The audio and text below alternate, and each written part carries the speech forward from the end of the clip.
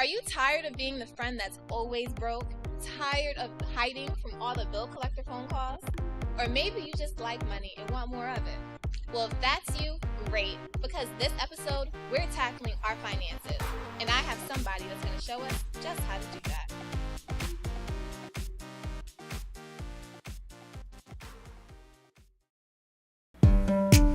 Inspiring. Real.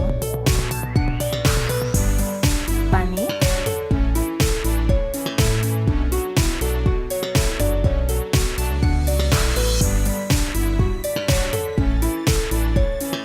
Everyday topics.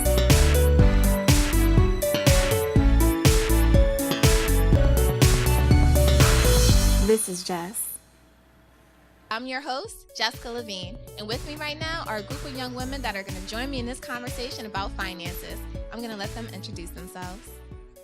Marissa, Shaquana, Anita. So, ladies, as young adults, we all struggle with our finances in some way, whether it's trying to, pay our bills, pay rent, while trying to save money. It's a lot of things that we can use some help with. So, when it comes to managing your finances, what are some of the things that you guys struggle with? My issue is saving. Mm-hmm. I have issues with saving, putting money aside for emergency purposes, mm-hmm. and I don't know, I struggle with that. No, it's hard. I feel you. It's really hard. I mean, you're trying to pay bills, and then you're like, I know I have this coming up. I need to put some money aside for that. It's hard trying to balance everything. It's not easy. What about you guys? Yeah, I definitely have issues with savings also, but more so is budgeting, mm-hmm. Making sure that I have enough money to cover all my expenses and things of that nature. Do you write it down? No, I tend to be really bad about that. I tend to think I have more than I actually do. That might help. That might actually help, but yeah, writing would, because I am a visual person, so writing would actually help a lot. I do some online banking, but mm-hmm. again, I tend to focus on my future paychecks thinking that it's going to cover all my necessary expenses. You said you're a visual person? Yes. Earlier? Okay. I wasn't sure. Okay. So you do use online banking, but you just don't tend to write it down? No, I don't. I tend to assume that I'm going to get more money than I actually do. Do you guys write down a budget? I do not write down a budget, No. I try to keep it all up here, but obviously that's an issue. See, I can write a budget, but sometimes I find it hard to stick to it. Like, I'll write down category, this is how much I got to put for this, and that, but then I find myself out and about, and I'm like, I feel like I want to go grab something to eat, and I didn't budget for that, so I just go ahead and do it, and then by the end of, the pay week, I'm like, I don't have enough now. Shouldn't have done that. Exactly. That's the thing I was thinking. Is really? that I like to go out and eat, and then mm-hmm. at the end, I'm like, okay, I did not budget for that. I did not plan for that. So yeah, it's hard. You got to control those cravings. So, guys, speaking about budgeting, what about when it comes to shopping? Do you guys find it hard to include that into budgeting or visually thinking? I kind of want that, but you got to pay for this and that. That's definitely my issue. Mm-hmm. I definitely tend to shop above what I actually make at my job, thinking that I can cover it. I tend to depend on credit cards, which is my downfall. Mm-hmm. Thinking that I'll get money later and cover it, but there's interest, and these rates are ridiculously high. And if I don't have enough, then I'm paying all these interest on purchases that I could have made paying with cash. Exactly, So, you're paying more than what you even spent on that new purse or dress. That's definitely true. I think I'm the opposite. Mm-hmm. I will go to the store and I'll just decide, I don't think I need that, or I already have something that looks like that. So I usually am not a shopper, but if it's on sale or on clearance, then mm-hmm. I might get it. Yep, you're my kind of shopper. That's how I am. Yeah. I'll look straight for the clearance stuff first. When I'm looking for an outfit, I'll go straight, see what's on sale, and then if I can't find anything on sale, then I'll move on to the other stuff. Yeah, I'm learning to shop smarter. Before I would pay full price for everything, mm-hmm. but now, reality slapped me in the face. And I have a son, and I have to keep that in mind. Mm-hmm. I have bills, rent, mm-hmm. So I'm a recovering shopaholic. Recovering. Well, I'm glad that you're able to change your habits, because that's really hard to do. We get so used to being one way and doing things, so the fact that you're able to change it, that's good. Yes, I need to get to that point in life to be a recovering shopaholic. I know, right? I'm sure you will. We're going to talk about that later. But also, guys, I know all of us went to college, so we all know about the weight of a school loan at some point. How do you guys, control your debt? I know how you handle credit cards, but like other things like school debt or even your credit card debt, like how do we handle that? I know for me, what I tend to do is I use my credit card to pay my bills, and then I pay it right back. because when I got my credit card, I was told, it's used to build credit. And so that's how I use it. I pay for a bill and then pay it right back. How do y'all handle it? Well, I actually found that with having student loans, if you pay them regularly and pay them well, that it actually can help your credit as long as you don't fall behind, because that's bad. So I just kind of put everything on automatic payment, and whatever I have left over is what I have left over. I like that. Automatic payment really helps. That's why I do that. That way I don't forget it. It just happens. I get an email saying it came out and I'm all set. Yeah. Oh, I've been blessed. I didn't have to take out any loans yet, but I am going back to school, and I'm definitely going to have to take out loans to pay that. So just finding more information about the different types of loans available, the interest rates, and how I can really manage it when I'm done to pay them off would be really helpful. Okay. Yes, and I'm also blessed not to have any student loans. I went to a community college, and my financial aid covered everything, so I didn't have to come out of pocket at all. Oh, that's wonderful. That's awesome. All right, guys. Well, up next, I have a author of a new finance book who's going to talk to us about how to handle our finances and how to manage that better. So, guys, don't go anywhere. We have a lot in this episode. But first, in between our show breaks, I have a frugal fashionista that's going to share with us her personal shopping tips.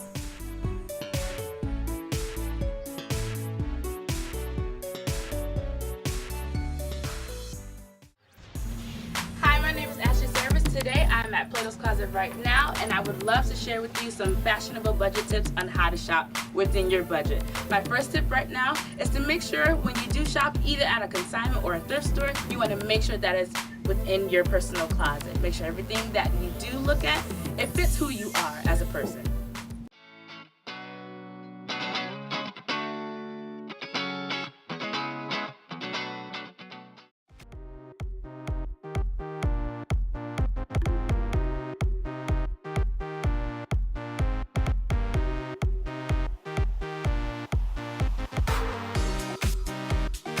With me right now is Tim WInston, seminar leader and author of You Have the Power to Get Wealth. Tim, thank you so much for coming to the show. Thank you very much for having me. So, Tim, I know you just wrote your very first book. I'm so happy you're on my show for the first interview about it. Please tell us about it. That way everyone watching can know what it's all about. Well, basically, the book, based on the title, You Have the Power to Get Wealth, it's a combination of principles and strategies for personal and financial success and how the two are integrated. That's primarily the long and short of it. Okay. So I know you were here while we were just talking, me and a group of young ladies. So can you tell us, what is it that your book talks about when it comes to managing our finances? What are some steps that we could take? One of the first steps that people need to do, they need to be clear about their financial goals in terms of how much they want to earn, how much they want to save, and how much money they want to accumulate.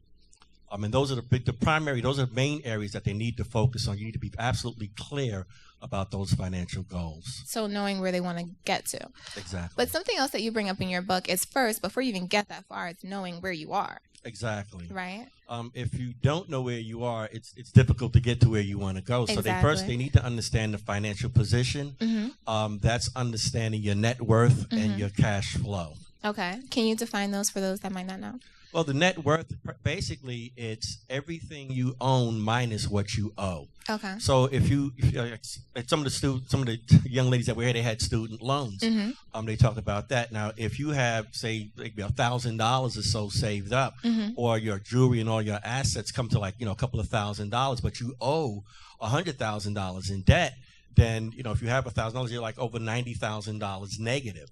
So your goal should be you want a positive net worth. And that's basically where it is. So it's everything you own minus what you owe, and that's your net worth. So for us as young adults, that basically means whatever we have in our bank account is what we have, what we own, and then we just minus the debt that we have, right? And that's how we get the net worth. That's how you get your net worth. Yes. Okay. And so we also had a discussion about budgeting. Some of us do it well, some of us don't. And in your book, you really go into that. Can you tell us, just so we're on the same page, what is a budget?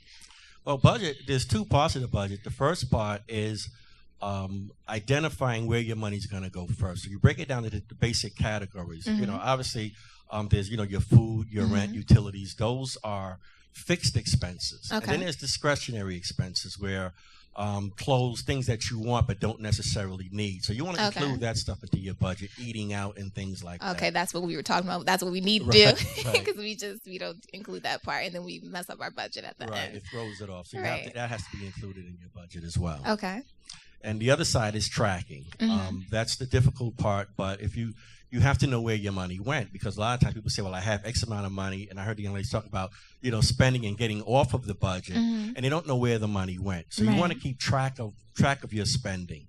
And it takes about 30 days. If you track your money for about 30 days, then you can get a very good gauge of your spending patterns and your spending habits. And you can see, well, am I spending too much money on eating out? I've met people that would spend $200-300 a month on just eating out and didn't realize they were spending that much money. Wow. So once you start paying attention to it and you say, okay, I can include this in my budget, but I'm going to set a specific amount for that. Okay. So then that'll help us. So you have to really keep track. And I know for me, I might not write down every single thing that I do, but online banking is there where you can go back if you're using your debit card. But for the cash purposes, I know you also brought up a point about the envelope system. That part can probably really help us keep track of the cash that we're putting out. Yes. So can you talk about that a little bit for those who might not be familiar with that? The envelope system, you're breaking all the categories up. You have all your individual categories, and you're putting the specific amount of money for each category in a separate envelope that's designated for that. Once that envelope runs out of money for that category, then you stop spending in that category. Okay. As opposed to using plastic, it's kind of like invisible money. So we just swipe the card, swipe the card. So easy. When you're actually using physical cash, it has a different set on your mentality.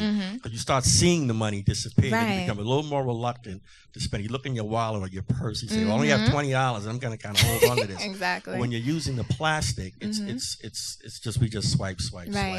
And I've heard that they've done statistics on that, and what you're saying is very true. It's a whole mental thing. You're seeing the actual money. You're letting it go out of your hand when you give it to whoever it is you're giving it to in order to buy things. So it really does help. It's a little more painful when you see the stack of money start to dwindle down. Yeah, that's true. You have the connection. And that system, I didn't even know it was called the envelope system. And I actually have done that before, like when I'm saving up to go on vacation and I know I need spending money, I'll put some money aside in the envelope and tuck it away somewhere that I'm not going to see it all the time, in a drawer you hardly go into. And then that way I make sure I have it for later for when I need it. Okay. So I really like that system. All right, Tim. So we're going to take a quick break. Okay. So guys, we'll be right back with more information from Tim's wonderful book.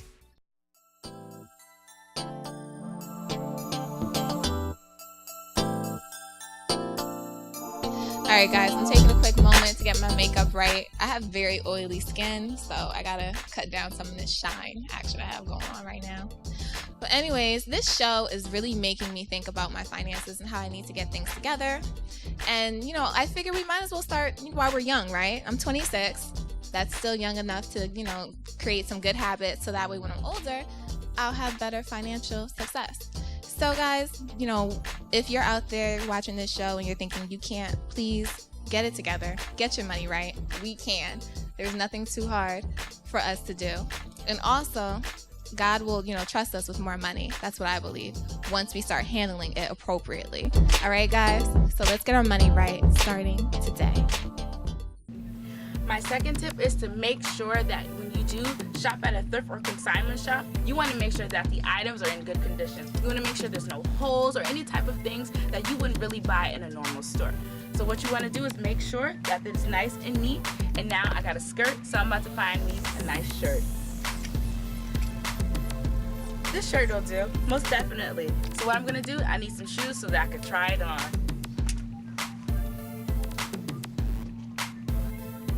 See, even these cute shoes are definitely in good condition. Here I go, guys.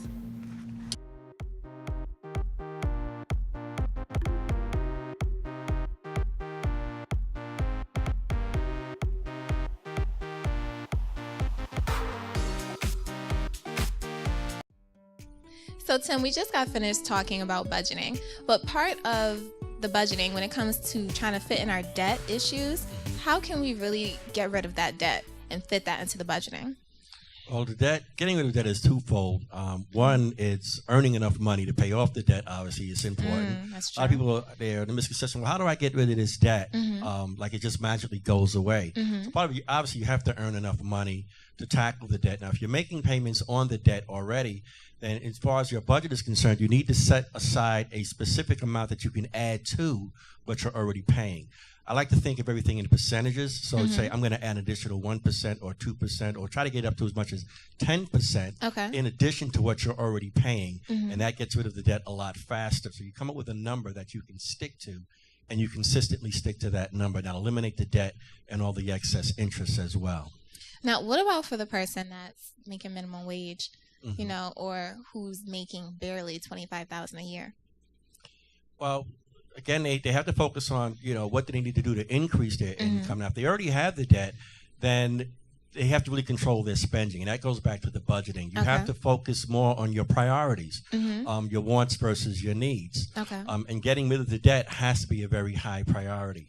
So, you know, when you talked about the financial goals, all of your spending will revolve around those goals. So when you talk about spending discretionary money, you're going to be thinking about what impact is that going to have on me reaching my financial goals, or, you know, would it be better if I use that money to pay off the debt as opposed to just eating out? So, you know what I mean? Right. So you have to cut back on the discretionary spending, and it frees up more money that can go towards paying off your debts. So then that might mean some lifestyle changes. You know, don't get your nails done this month, no new shoes, no haircut maybe for 2 weeks. Right. And I don't know how you guys do it, but, you know, you really got to make some lifestyle choices there. Well, actually, it is a way of life, but it might be a little difficult in the beginning.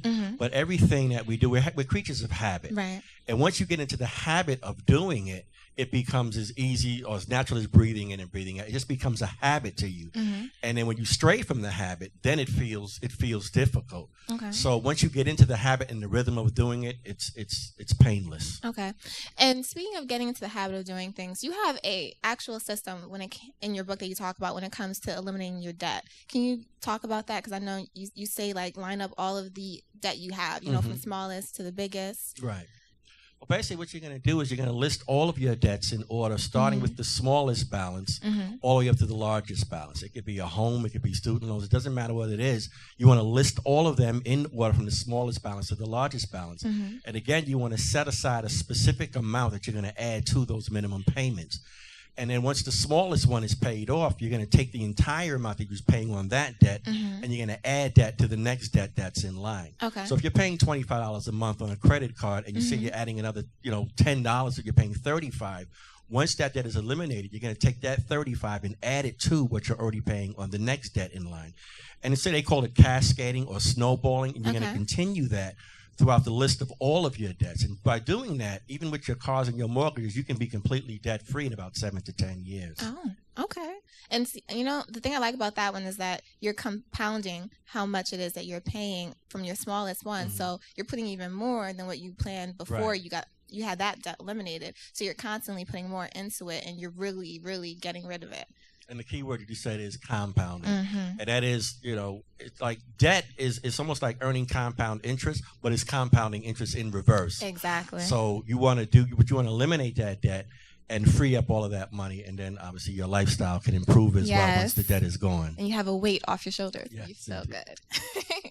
So, Tim, your book isn't just about wealth and getting rid of debt and managing your finances. You also really dive into just the journey of becoming successful and how that includes, you know, really making goals and really thinking about the things you really want in life. Can you talk a little bit about that? You know, just like with eliminating the debt and the financial goals, you have to have personal goals. What exactly do you want to do for a living? Where do you want to live? What kind of person do you want to be married to? Right. What kind of person do you want to become? You may have spiritual goals, and by setting these goals, you want to put together a strategic plan to make those goals become a reality. So again, just like with the finances, it's all a way of life, and it's just a way of life that you live diligently and consistently on a daily basis. Building valuable relationships with people is key. Improving your communication skills and how you interact with people. Right. These are all things that you need to incorporate in your goal setting and your strategic planning process to become more successful. A lot of times we live life by default and not by design. Right. So by answering the questions that are in the book, your actual design starts to unfold for you. And speaking of your questions, your book is actually a workbook. Yes. So you actually are working through this. I really like it. When you read your book, it just feels like you're there with the person. helping them walk through their financial issues step by step and teaching us how to really solve them. And so I like that workbook aspect of it. And there's something that you wrote in your book, this quote, you said, success is not a coincidence, it's a choice. Yes. You have to really, make that choice and do. A lot of people, they say they want to be successful, but it's not a choice. It's just kind of a whimsical thing that they say. But when you decide I'm going to be successful, then your lifestyle and your choices revolve around that as a specific goal. So it's not just something that you're just saying. It's something that you're actually working towards making a reality. This information is really helping me. So up next, I'm going to bring back the ladies who were here earlier, and they're going to share what it is that they were able to learn from you. So guys, we'll be right back.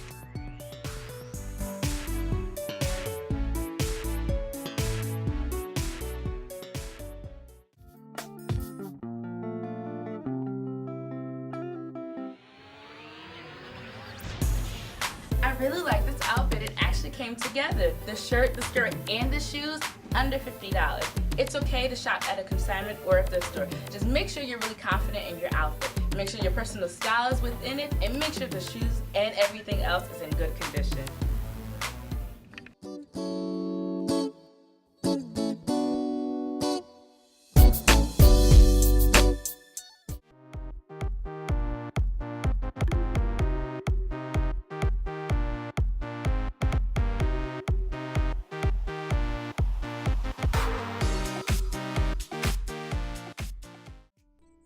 And we're back with some of the ladies from earlier. So ladies, was this helpful, this conversation? And, are there any questions that you guys have? Yes, it was very helpful to me. I do have a question. I recently took a pay cut, and I'm wondering, do I save or do I tackle my debt? I can't do both because of the pay cut. So how would I go about handling that? Well, actually, you have to do both simultaneously. With the saving is something that you want to develop as a lifelong habit. So even if it's just a percentage, if it's just 1%, because the amount is not as important as actually developing the habit. So you want to set aside at least 1% of your income to go towards your lifelong savings, and then you want to have a specific percentage that you want to apply to paying off your debt. And as I presume your goal is for your income to increase, and as your income increases, the amounts of those percentages will increase as well, and the more your savings will grow, and the faster the debt will be eliminated. So even if it's very small, say $5, I'm not too sure how much percentage that is. I wasn't great with math, but if it's just $5 that she's putting aside, that's better than nothing. That's better than nothing, because again, you're not really focusing on the amount. You want to develop the habit of doing it. Excuse me, I'm losing my voice. But you really want to develop the habit of saving money. Saving money is one of the most difficult habits for people to develop. But once you get in the habit of doing it, as you earn more and saving more, it becomes a lot easier for you to do. Okay, that was helpful. And I didn't have a question, but I had a comment. I thought it was really helpful that it's actually a workbook and something that I can work through.